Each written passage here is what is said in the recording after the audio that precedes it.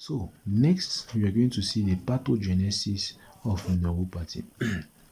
Now for the pathogenesis of neuropathy, you need to know that what generally, for you to understand the pathogenesis of neuropathy, it is best to understand it under two major parts. We are going to understand it under the anatomy of the nerves. The anatomy of the nerve, you have divided the nerve into the spinal root, and you have also divided into the nerve bulk.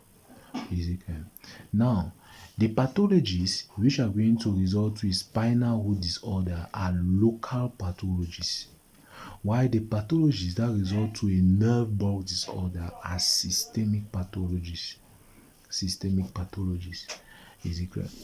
Now, spinal root pathologies, which are local pathologies that can affect the vertebral column. You need to know that what the vertebral column, when the vertebral column is affected, you have the spinal cord which is affected, or you can even have you can have the spinal column which is affected. You can also have the nerve roots or the spinal roots which are affected. Is it clear? So they are going to result to local causes of disorders. Now, what are the local causes?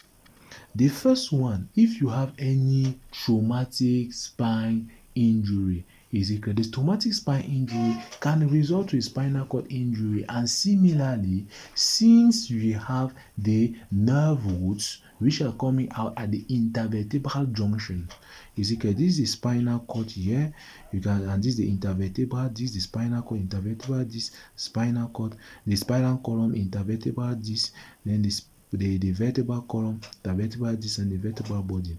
You need to know that what in between the two vertebral bodies, you are going to have the nerve root that is coming out. You have nerve roots that is coming out in between the two vertebral bodies. Is it clear?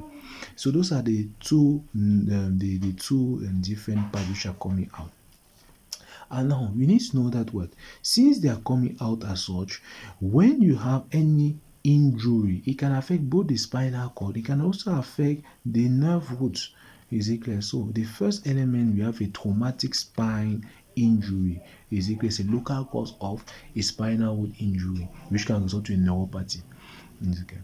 The second element, still locally, if there is any collapse, is it clear? Any collapse, any cause of the collapse, you can have a traumatic spine injury. Is it clear? Now, you can have any other cause of a spinal cord compression. When you have a spinal cord compression, you can have also a nerve root compression, particularly causes which are extradural and extramedullary. So you need to know that what, let's visualize the causes of spinal cord compression. Spinal cord compression. Is it clear? Now you need to know that what, under spinal cord compression, there are two major things that you have to understand. Is it clear? The causes of spinal cord compression are divided into three. The first topic under which we divide spinal cord compression is extradural and extramedullary. Is it clear? Extradural means that because you need to know that what the spinal cord is entangled inside the dura mater. So when it is extradural and extramedullary means inside the parenchyma of the spinal cord. When it's both extradural and extramedullary, you can have pathologies there. The second type of pathology that we have is extramedullary, that is outside the parenchyma of the spinal cord.